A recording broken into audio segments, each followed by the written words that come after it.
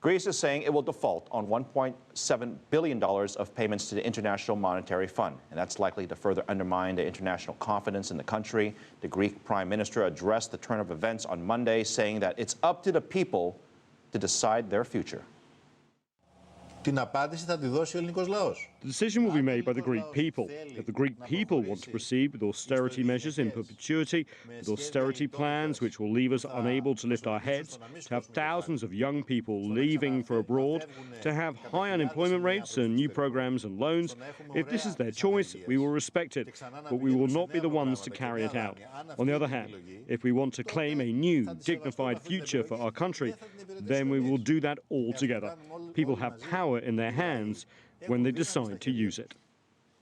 Ryntjes is joining us now with the latest, and this drama has took an awful turn in the last 48 hours. What happened? Well, essentially, we have a situation where Greece is unable to meet all of its obligations going forward because they haven't been able to reach a deal with the Europeans to basically know how they're going to manage their economy going forward, so it's going to be sustainable. So we are in a situation where the Greek people have a choice about whether to accept those terms under which the Europeans would like to continue to lend, or they simply say no. And at the moment, we have nearly all of Greek debt in the hands of public institutions. One of those is here in the Washington International Monetary Fund. The spotlight will now turn to them because Greece says it's unable to pay more than $1.7 billion due here by the close of play on Tuesday. Greece was hoping to find the funds to cover the IMF's June payment by using money from the European Bailout Fund. But that fund has been frozen because Greece and its creditors can't reach a deal on how Athens should meet its obligations. Everything now hinges on the outcome of a referendum in Greece on July the 5th on whether to accept the bailout terms. But the president of the European Commission is making clear that a no vote is likely to lead to an exit from the euro.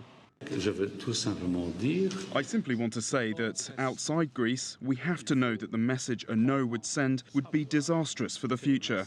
Therefore, I would ask the Greek people to vote yes, independently from what the question asked will be. With no agreement, the European Central Bank refused to extend an €89 billion emergency fund for Greek banks, forcing them to close to avoid running out of cash. French President François Hollande says the door is still open to a deal. He spoke with President Barack Obama by phone. The White House is urging European leaders to keep negotiating with Greece. Well, obviously they have a democratic process in Greece that they'll have to pursue. And we believe that it's important for all of the sides, even in advance of the referendum, to continue to engage in constructive conversations. And again, ultimately, it is in everyone's interest to reach a solution that allows Greece to return to growth and debt sustainability. Now, it's worth noting that if Greece doesn't pay the IMF in the next day and a half, it won't technically be in default. The IMF's managing director, Christine Lagarde, must first inform the IMF's board, which must then decide whether to make that formal declaration. But once that's done, or if that's done, there will be a complete shutdown, Phil, of any further lending from the IMF. What a complete mess. I mean, I guess the question is, you were at the IMF earlier today, and a lot of this drama surrounds the IMF. Did you get a sense that there was some hope that we could have a last-minute deal? Well, at the moment, the IMF is sticking to the script in terms of what they're saying. But I imagine that behind the scenes, they are pulling their hair out at this stage because it's extremely rare for a country to default. There are a couple of ways in which they could avoid that. For example, the Europeans could decide to use some of the profits that they got originally from Greek debt to pay the IMF. But again, it's an extraordinary thing to do and probably fairly unlikely.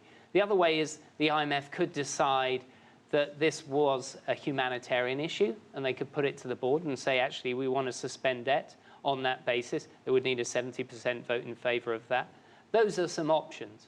But essentially, the way I see it at the moment is the IMF simply has to sit back and wait for the decision of the Greek people. Yeah, and we're all trying to figure out what what the outcome is going to be and what that's going to mean for the rest of Europe. And a little bit of a tidbit, Phil, if I have time, is that I spoke to some journalists outside the IMF. Christine Lagarde had just come in. She went up to one of the long-standing Greek journalists who've been there day in, day out, and she said, "What do you think?" And he essentially said that because it's in the hands of the Greek people don't necessarily fully understand the implications of what they're voting on, because they're probably going to vote on self-interest or because of political motivations. And other Greek journalists I've spoken to have said exactly the same thing, that it's not clear that the Greek people necessarily fully understand the implications. And I think that's why you've seen Juncker today trying to make it as clear as possible that they think that this vote would mean no to the euro. Yeah. Well, look, the hours are ticking by. We don't have a lot of time left, but we always have time for you. Daniel, good to see you. Thank you. Thank you for helping us to understand the situation better.